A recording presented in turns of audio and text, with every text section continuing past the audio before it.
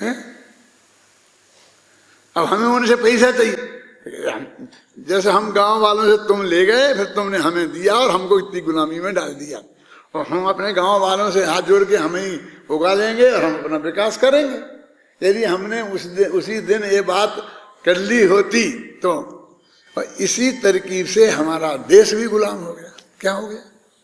America इतने अरब देगा, फलानी जगह इतने अरब देगा, फलाना देश इतना देगा, है उसे वो नहीं देगा। क्यों? तो कहते हम नहीं, मत दो, हमें नहीं चाहिए तुम्हारी। अरे हम कह रहे ले लो, नहीं लोगे तो हम वो सब पाकिस्तान को दे देंगे। बोलो,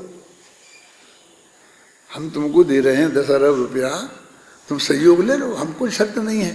अपने गांव में बगीचा बनाना है, कुछ भी करना, कहने हमें नहीं चाहिए, हमें नहीं चाहिए तुम्हारा, हम बिना ही बगीचा के ले लेंगे। ठीक है, तो हम पाकिस्तान को दिए देते हैं। हमारा तो एक बजट है कि विश्व को में क्या करना, विकास है। क्यों? हर दुनिया को बढ़िया ऊपर चढ़ा देना, हर शहर को बढ़िया बना देना। कौन सा बोलते हैं इसको?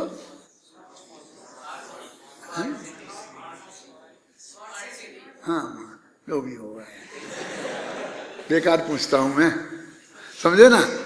तो स्मार्ट सिटी है, ऐसे बोल रहे थे ना, तो वो हम नहीं बनना, हम बने स्मार्ट के अच्छे। क्यों? इसको लिए पैसा देंगे, फिर बस हमको गुलाम बनाएंगे। तो ये तुमके स्वरूपास्तित्व में, महाअस्तित्व के साथ में ऐसा नहीं है, ये मैं कह रहा हूं। तुमको बिल्कुल भी कोई पाबंदी नहीं है। बोलो अब महासत्ता का सदस्य बनना कि नहीं, तो बनना नहीं बनना तुम्हारे हाथ में नहीं है, वो तो तुम बने ही बनाए हो। हम तो तुम्हें सिर्फ बता रहे हैं कि वस्तु स्थिति ये है, इसलिए अपने चित्त में भी उसका विरोध आना जरूरत नहीं है। क्या है कि तुम बिल्कुल पूरे आजाद रहोगे, तो फिर हम वो महासत्ता को माने ही क्यों? क्यों? बोला क्या जवाब देवे? कुंदकुंदाचारी से पूछो कि माने ही क्यों? कोई हस्तक्षेप नहीं, कोई पराधीनता नहीं, कुछ भी नहीं। अरे भाई वो है ना, उसका अस्तित्व है ना जगत में, उसे नहीं मानोगे तो तुम्हारा ज्ञान झूठा हो जाएगा ना। काय के लिए मानो? क्योंकि वो है, वस्तु की स्थिति ऐसी है, ख्याल में है ना। तो इसलिए तो हमको पराधीनता के बिना, भाई जिसका अस्तित्व है उसका अस्तित्व स्वीकार करना चाहिए कि नहीं। वो हमारा कोई हानि लाभ नहीं करता, कोई लेना देना नहीं है, लेकिन है ना। तो एक वो महासत्ता है, अभी दूसरी अवान्तर सत्ता है।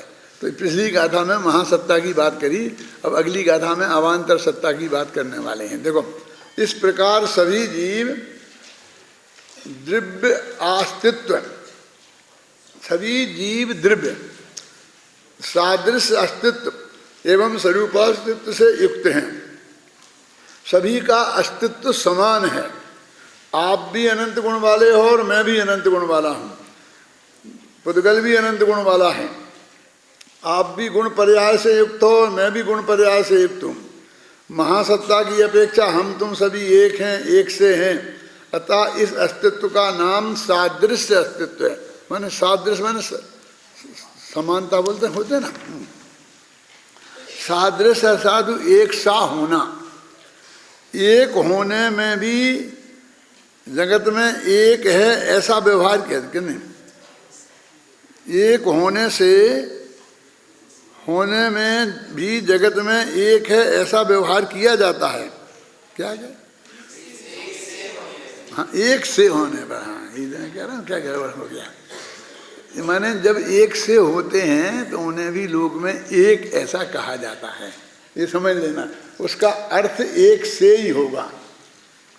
ये समझाने के लिए मैंने वो किसका बताया था, आकाशवाणी का। एक वहाँ पर थे मुरली मंजुल, जिसका अधिकारी था, उसने मेरे से कहा हम सभी एक जैन एक हैं, हम में भी जैनत्व की श्रद्धा है और आप में भी जैनत्व की श्रद्धा है। सब कैसी बात करते हो, दिगंबर सीताम्बा एक कैसे हो सकते हैं, हम नहीं हैं, हम नहीं। अरे भाई, वे भी अपने को जैन कहते हैं, तुम भी अपने को जैन कहते हो, उन्हें भी जैन धर्म सच्चा है, पक्का भरोसा है, तुम्हें भी जैन धर्म सच्चा है, पक्का भरोसा है, इसमें क्या दिक्कत है? वे भी भगवान महावीर को मानते हैं, तुम भी मानते हो, वे भी भगवान महावीर को सर्वज्ञ मानते हैं, तुम भी मानते हो, क्या दिक्कत है? कि नहीं नहीं नहीं, वो कपड़ा पहने मानते, तो कपड़े की बात छोड़ दो, हम तो सादृश्यता की बात कर रहे हैं ना, क्या कि जिनमें लोक में ऐसे ही नेतागिरी चलती है कि देखो जिन बातों में अपने हित समान हैं उनमें हम एक साथ काम करें, कहते कि नहीं कहते हम? बोलो, अभी क्या जरूरत पड़ती है? अभी संलेखना का मामला आया, सब बिना प्रयत्न के एकदम एक साथ हो गए कि नहीं? किसी को कुछ करना पड़ा, किसी ने दूसरे से जाके कहा कि तुम आना जुलूस में, कि तुम भी कुछ करो, सारा जैन बच्चा बच्चा एक हो गया ना। क्यों? क्योंकि हम सबके हित एक से थे। ये कैसे बर्दाश्त हो सकता था? सवाल ये नहीं है कि हमारी संलेखना में क्या कितनी कमियां हैं, कितने दोष हैं, उन दोषों को हम ठीक करेंगे और उन ठीक करने के लिए हम लड़ेंगे, मरेंगे, अपने लोगों से सब कुछ करेंगे, लेकिन तुम्हारा हस्तक्षेप स्वीकार नहीं करेंगे। क्या ये हम कैसे मान सकते हैं कि हम कब क्या खाएं और क्या नहीं खाएं ये भी पुलिस वाले देख के नक्की करेंगे? तो लाओ तुम माल, हम तो खिलाएंगे, लाएंगे नहीं, खाएं हम अपने है? क्या है? और नक्की ये करेंगे कि खाएं कि नहीं खाएं। कितना बड़ा हस्तक्षेप है, बोलो। मैंने तो कहा, कई सभाओं में कहा, देश विदेश में सब जगह, कि मुझे एक बात बताओ कि लाखों लोग भूखों मर रहे, गरीब लोग, किसान मर रहे, तो ये गवर्नमेंट फिक्र नहीं करती है, उनके पास कोई जाता नहीं है कि उन्होंने क्या दिन से नहीं खाया। और 1 करोड़पति 2 दिन भूखा रह गया तो इन्हें इतनी फिक्र हो गई। तो ये करोड़पतियों की सरकार है कि गरीबों की?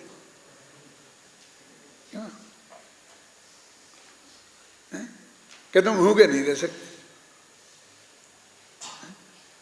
क्यों क्यों हो गई फिक्र इसको? इसलिए हो गई कि हम करोड़पति के घर जाएंगे, उससे कहेंगे तुम भूखे नहीं रह सकते हो, कि खा सकते हो कि नहीं खा सकते हो, तो कुछ खाने को हमें भी मिलेगा।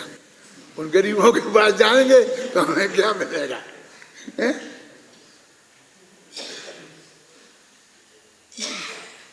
समझ रहे? ये स्थिति है। तो हम इसके लिए लड़े मरे हैं, कोई संलेखना के लिए नहीं लड़ा मरा है। संलेखना किसी को नहीं करना है।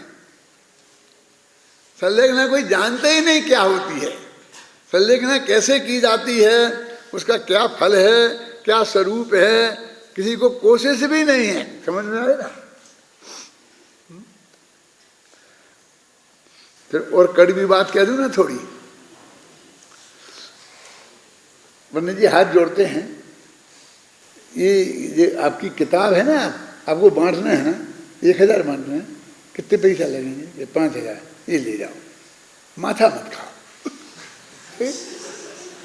क्या क्या किसे जी तुम इसे ले लो, को पढ़ना इसे, देखो हमने कही थी माथा मत खाओ।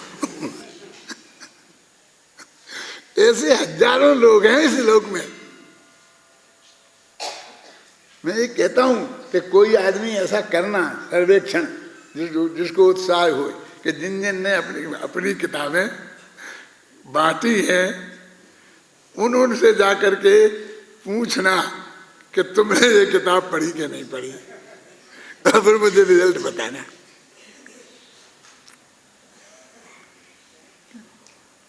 क्यों सोगानी जी, सही है ना?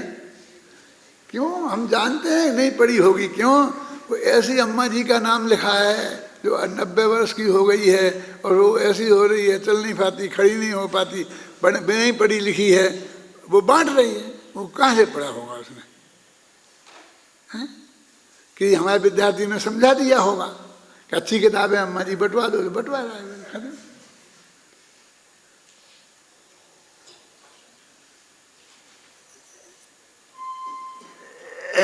देखो सादृश अस्तित्व कहाँ हम अपन पढ़ रहे हैं? सादृश अस्तित्व अर्थात एक सा होना। एक से होने में भी जगत में एक है ऐसा व्यवहार किया जाता है। हम सभी एक जैन एक हैं, हम में भी जैनत्व की श्रद्धा है और आप में भी जैनत्व की श्रद्धा है। इस प्रकार हम कहना तो यही चाहते हैं कि हम सब एक से हैं, परंतु सादृश अस्तित्व की लोक में ऐसी भाषा है कि उसे एक हैं ऐसा ही कहा जाता है, क्योंकि यदि एक सा ऐसा लगते है कहते हैं तो उसमें भेद नजर आता है, परंतु हमें एक कहने में एकता नजर आती है। क्योंकि हम एक से कहेंगे तो उसमें कुछ ना कुछ गड़बड़ है ऐसा लगता है। क्या एक ही है ना, एक से काय के हैं, समझिए ना। ये भाषा ऐसी प्रचलित हो गई लोक में। अब हमको ना तो भाषा सुधार सकते हैं, ये भी आप समझ लो कि अब आचार्यों ने लिखी 2000 वर्ष पहले लिख दी, सब आचार्यों ने ऐसा क्यों लिखा, तो हम अपनी बुद्धि से थोड़ी अकल जैसी बन चलेगी बताएंगे कि इसलिए लिखा होगा, इसलिए लिखा होगा। नहीं साहब तो ठीक नहीं है, तो क्या करें, क्या करें। अब तो 2000 पहले लिखी गई, हम उसमें बदल तो नहीं सकते। हम उसका अर्थ ऐसा कर सकते हैं, समझना मैं क्या कह रहा हूं। हम टीका कर सकते, टीका माने टीका टिप्पणी में नहीं, माने उसका अर्थ ये है, यहाँ पर हम ये आपको बता सकते हैं, ये हम लिख भी सकते हैं। लेकिन वहाँ यदि एक है लिखा है तो हमको एक है ही लिखना पड़ेगा, इतनी ईमानदारी हम सबको चाहिए। अन्यथा ये भगवान महावीर की वाणी है, फिर हम ये नहीं कह सकेंगे। वहाँ से लेकिन ये ईमानदारी कुंद कुंद से लेके आज तक निभाई गई है, तब हम कह सकते हैं कि ये बात हमारी भगवान महावीर की बात है। समझ में आई ना। अब बताते हैं ना, रोजाना गुरुदेव के प्रवचन में आता कि ये अर्थ नहीं है, यहाँ इस अर्थ में ये बात कही है, वहाँ इस अर्थ में ये बात कही है, वहाँ इस अर्थ में जो हम ऐसा आपको अंतर अंतर बताते हैं ना कि देखो इसमें ये फर्क है, ये फर्क है। जैसे अभी आएगा, अभी वो आएगा प्रकरण के जो दो है ना, दो प्रकार के भेद है ना। एक वो बोलते हैं जिसमें वो लगता है ना भिन्नता, पृथकता और अन्यता है ना। तो अन्यता का एक द्रव्य की गुण में पर्याय में दो गुणों में परस्पर में इनमें अन्यता लगती है, वो दो द्रव्यों के बीच में पृथकता लगती है। ये सब परिभाषा पढ़ी, इसमें लिखी है, कुंद कुंद ने लिखी, अमृतचंद्र ने लिखी और हम ने भी तुम्हें बताई। और हम सब के सब फिर अन्यता की जगह एक भिन्नता, भिन्नता की जगह अन्यता ठोकते हैं, लिखते हैं। कुंद कुंद भी, कुंद कुंद में भी मिल जाएगा ऐसे प्रयोग। क्या करें बोलो, समझना ही परमात्मा क्या कह रहे हैं। हमारा तो हम सुधार देंगे, लेकिन कुंद कुंद का क्या करेंगे 2000 वर्ष पहले। यदि हमने ये अधिकार दिया किसी को कि लिया सुधारने का, तो सारी जनवाणी अप्रमाणिक हो जाएगी। इसलिए हमको अपनी जिम्मेवारी से ही ये समझना पड़ेगा। लिखा होगा एक से एक और मानना पड़ेगा एक से। एक से का तो ऐसा अर्थ नहीं होता, होता है कि नहीं होता हम कुछ नहीं जानते, बस तो अब यहाँ तो ये है बस। यदि ये समझना हो तो समझो, नहीं तो नहीं समझना हो तो नहीं समझो। कोई तर्क नहीं, कोई युक्ति नहीं, ख्याल में है ना। वो स्वरूप यहाँ पर हमें अपने ध्यान में रखना पड़ेगा, जिनमानी पढ़ना है तो। मेरे को दिक्कत आई जब मैं 12 भावना लिख रहा था, तो संबर भावना में मैंने सुना कि संबर भावना का पे कल टीवी पर एक शिव मुनि हैं श्वेतांबरों में, बहुत बड़े हैं, माने जाते हैं, अच्छे वक्ता हैं। टीवी पे संबर भावना समझा रहे थे, तो ये अपने छंद बोल रहे थे, देह देवल में रहें बस देह से जो भिन्न है राग जिसमें किंतु जो उस राग से भी है। तो कल एक भाई आए थे मेरे पास, ताराचंद जी, आपका क्या नाम है उनका भैया? हैं? अनिल जैन कोई करके कोई भाई आए थे, तो उनने टीवी पे सुना था। तो वो अपने मुमुक्षु थे और वो थोड़े अभ्यासी थे, तो वो मुझे बता रहे थे कि साहब बिल्कुल सही अर्थ कर रहे थे। मैंने जैसा आपने किया है पूरी, और उनको एक ही दिन नहीं, ये तो संवर भावना अपन ने आज सुन ली, ये तो पूरे 12 भावनाओं पे ही प्रवचन चल रहे हैं टीवी पे उनके, और हमने नहीं चलाए और उनके चल रहे 12 भावना, पहली भावना से लेके अपनी ही 12 भावना पे हैं। क्यों जी, अन्ना जी की उसमें तो नहीं आ गए थे?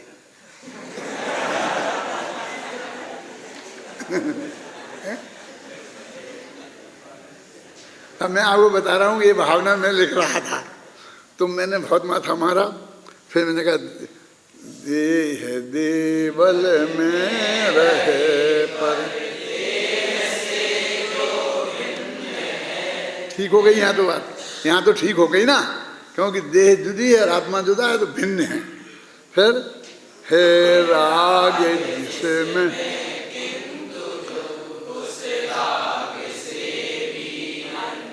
उन्होंने लिखा ना, राग से अन्न बताया और भेद से भिन्न बताया, मतलब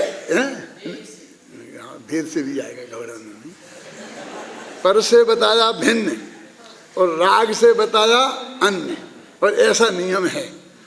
अब आगे चली गाड़ी, गुण भेद, अब ये क्या भिन्न क्यों आगे? अब गुण भेद तो पर्याय है, तो उसमें तो अन्न होना चाहिए। समझ आ रहा है आपकी कि नहीं आ रहा? कि जो अपन इसमें हमने पढ़ा रहे हैं आपको और हम ही लिख रहे हैं, गुण भेद से भी भिन्न है, पर्याय से भी पार है। तो अन्न लिखने में क्या तकलीफ थी? तो 6 दफे लिखा अन्न, फिर 6 दफे काट के भिन्न किया, फिर भिन्न से अन्न किया, अन्न से भिन्न किया, मन भरे ही नहीं, क्या लिखे? क्यों कि अभी अपन तो अन्न ही लिखेंगे, क्योंकि अन्न ही है। गुण क्या? गुण भेद से भी अन्न है। कोई दिक्कत तो है नहीं, कोई दिक्कत तो नहीं है ना। फिर आगे जाते हैं तो फिर तकलीफ खड़ी होती है। मैंने कहा भैया ये निभेगी नहीं, तो यहाँ पर जो अलंकार होता है, क्यों अनुप्रास अलंकार, तो उसे क्यों हम तोड़े? क्यों? गुण भेद से जो भिन्न है, एक कहने में जो अनुप्रास हो गया ना, भेद और भिन्न, अन्य में नहीं होता वो। भेद से भिन्न बोलने में अनुप्रास मतलब एकदम अच्छा लगता है, सरलता से भेद से भिन्न पे चले जाते हैं, और अन्य कहने में थोड़ी जबान को तकलीफ होती है उच्चारण में। समझ गए ना आपकी में? तो फिर अगली जाए तो अपन तो भिन्न ही रखो, क्योंकि आगे निभेगी नहीं है, तो भिन्न रख दिया। बोलो क्या करें? अब हमें पढ़ा प्रवचन सार में कि उनमें अन्न होता, उनमें भिन्न होता, तुम पूछते ही नहीं हो। फिर हम ही प्रश्न करते हैं, क्या उसमें ऐसा लिखा, तुमने ऐसा क्यों लिखा? फिर हम ही जवाब देते हैं। क्यों? समझ में आया ना कि मैं ये कह रहा हूँ कि कुंद कुंद से लेकर सभी ने इसका कड़काई से पालन नहीं किया, तो क्या करें?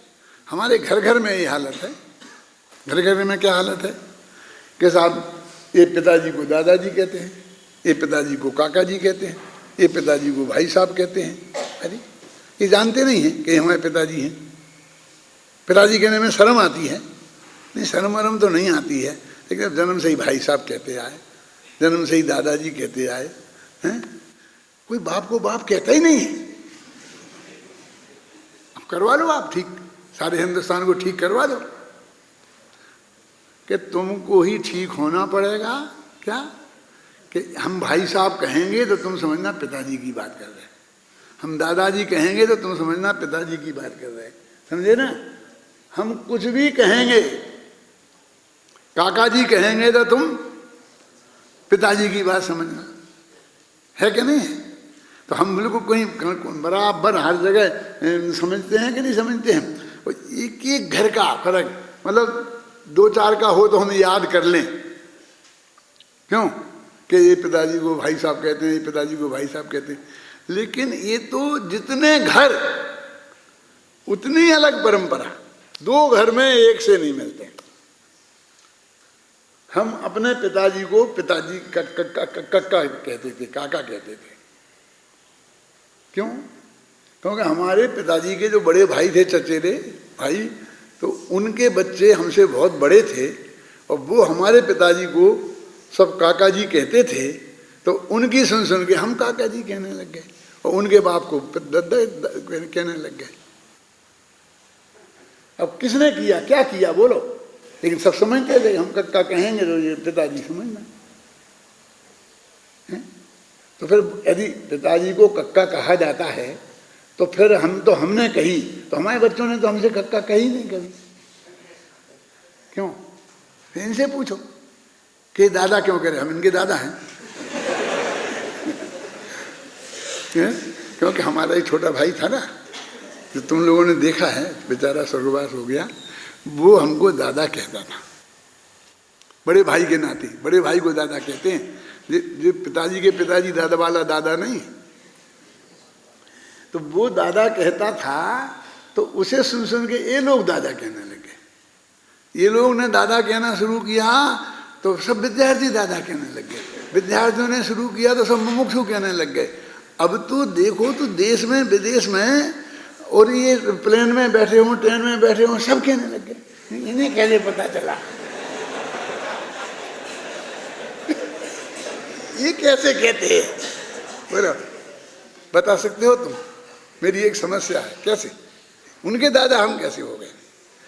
तो वो क्या होता है कि तुम लोग हमको बैठाने जाते हो ना, जो भी, तो जाते जाते कहते हैं दादा अच्छी तरह जाना। वो इतना सुन लेते हैं तो पूरा डब्बा दादा कहने लगता है। बोलो क्या कर रहे हो? टीटीआई में दादा कहता है। मेरे कहने का अर्थ ये है कि ये जगत ऐसे ही चलता है। आपको अपने दिमाग में करेक्शन करना पड़ेगा, दुनिया में कोई करेक्शन नहीं हो सकता। समझ गए ना? क्या मतलब हम एक कहेंगे कि हम सब एक हैं और तुम हम सब एक से हैं, ये समझना। समझ गए ना? ये सादृश्य अस्तित्व की बात चल रही है। चलो, आप लोग समझते हो कि मैं यहाँ गप में लगाता हूँ, मुझे तो सादृश्य अस्तित्व समझाना है। यद्यपि हम सादृश्य अस्तित्व की अपेक्षा एक हैं, परंतु स्वरूपास्तित्व की अपेक्षा से हम किसी से भी एक नहीं है, माने अभेद नहीं है। जब एक कहते हैं उसका मतलब अभेद ही होता है ना, अभेद के अर्थ में। यह सादृश्य अस्तित्व का जो कथन जनागम में किया है वह स्वरूपास्तित्व को छोड़े बिना है। माने ये शर्त किसी ने लगाई नहीं है, लेकिन प्रकृति से लगी हुई है। क्या क्या उसमें कि हमको स्वरूपास्तित्व से छोड़ना नहीं पड़ेगा और हमारे लिए हमारा स्वरूपास्तित्व ही मुख्य रहेगा।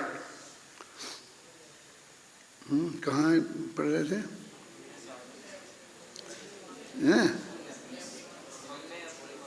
हमने अपनी मान्यता में उस स्वरूपास्तित्व को छोड़कर पर के साथ एकत्व स्थापित कर लिया है। यही मिथ्या दर्शन है, यही पर्याय मूर्ता है, यही पर समय बना है। बस इतनी सी बात है। अब देखो पर्याय, देखो पर्याय में पर्याय पज्जय मूढ़ा ही पर समय की बात चल रही ना, तो पर्याय में कहो ना तुम सबके है तो सबके साथ, पर के साथ भी है ना। लेकिन एक पर्याय का शब्द हमने मुख्यता से कह दिया, उसमें सब ले लेना, पर भी ले लेना, पर का द्रव्य ले लेना, पर का गुण ले लेना, पर की पर्याय ले लेना। और फिर जो पर्याय को भी अकेली मनुष्य पर्याय से जोड़ दिया। मनुष्य पर्याय से माने शरीर से, बस। तो ऐसा लिखते हैं आचार्य खुद कि भले ही सारी पर्यायों पर कितने पर अन्य पदार्थों से हमारा एकत्व है, लेकिन जब जब उपदेश दिया जाता है तो ये मनुष्य आदि पर्याय से ही एकत्व छुड़ाने का उपदेश दिया जाता है। ये भावना में, एकत्व भावना में, अन्यत्व भावना में, ये शरीर में नहीं, फलाना नहीं, इसकी क्या जरूरत है? एकत्व में एकत्व बताओ ना। है? आप अकेला अवतरे, मरे अकेला होए, इसकी क्या जरूरत है? हम अकेले मरते गए, अकेले पैदा होते हैं, ये एकत्व भावना से इसका क्या लेना देना है? लेकिन ये इतना चल गया कि असली एकत्व गायब ही हो गया। वो समय सार में है ना, तम ए यत्त बेहत्तम दाए जम, वो एकत्व भावना का है, और वो विभक्त अन्यत्व भावना है। मैंने 12 भावना में लिखा है कि पूरा समय सार एकत्व और अन्यत्व भावना के लिए समर्पित है। अब वो हमारे दोनों ही भावनाओं की ये दुर्दशा हो गई कि एकत्व में तो बस अकेला जन्मते हैं, अकेला मरते हैं, फलाना अकेला, अकेला खाते हैं, अकेले चलते हैं, अकेले पीते, क्या लेना देना इससे? तुम अकेलेपन को अच्छा बता रहे कि बुरा बता रहे? कि यहाँ तो बुरा ही बताया जाता है, साथ होना चाहिए, अच्छा, अकेले अपन अच्छा नहीं है ना। इसी अर्थ में रोते हैं ना, कोई साथी नहीं, कोई साथी नहीं, साथी सगा ना कोई। अरे साथी सगा नहीं है ये अच्छी बात है ना। बहुत पहले मैंने लिखा था कि एकत्व तुम्हारा साथी है, तो लो चलो आज चैतन्य राज आया, ऐरावत हाथी है। ये ऐरावत हाथी आया है, तुम्हारा कलशा अभिषेक करेगा पांडुशिला पे ले जाकर के। अकेलापन है, ये महासौभाग्य की बात है, कि ना कोई जन्म, हम अकेला जन्म अकेला मरा। तुम क्या चाहता है? जन्म में भी कोई साथ देवे, मरण में भी कोई साथ देवे। एकत्व और अन्यत्व, ये तो पर से भिन्नता और स्वामी अपनापन, ये असली वस्तु का स्वरूप है। पूरी एकत्व अन्यत्व भावना में पूरा समय साल लिखा जा सकता है, वहां बनेगी। लेकिन वहां कोई बात ही नहीं आती है। हजारों में कम से कम 150-212 भावनाएं तो मैंने पढ़ी हैं। कहाँ है, कहाँ मिलती है? एक बताऊं मैं, हर पुराण में कोई भी मुनि दीक्षा लेगा तो हमारा भावना भाता है, तो जिस कवि से जैसी बनती है वहाँ लिख देता है। हर परमाणुओं के किताब में एक में 4 मिल जाएंगी। लेकिन बस वो एक रोना चल गया है, ये होता है, ये होता है। उसके कितने पहलू हो सकते हैं, उस पर हम गंभीरता से विचार ही नहीं करना चाहते हैं।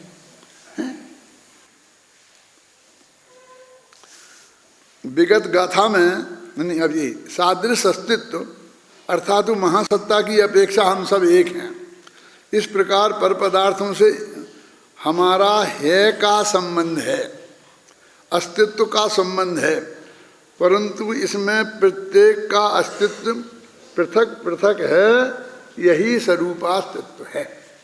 इनका अलग अस्तित्व होना कभी मिलते नहीं हैं, ये स्वरूपास्तित्व है। विगत गाथा में द्रव्य की परिभाषा बताई गई है, जिसमें यह स्पष्ट किया गया है कि अस्तित्व 2 प्रकार का होता है, स्वरूपास्तित्व, सादृश अस्तित्व। अब इस गाथा में स्वरूपास्तित्व का स्वरूप स्पष्ट करते हैं। एक चलाएंगे, कल आज तो हो गया ना समय।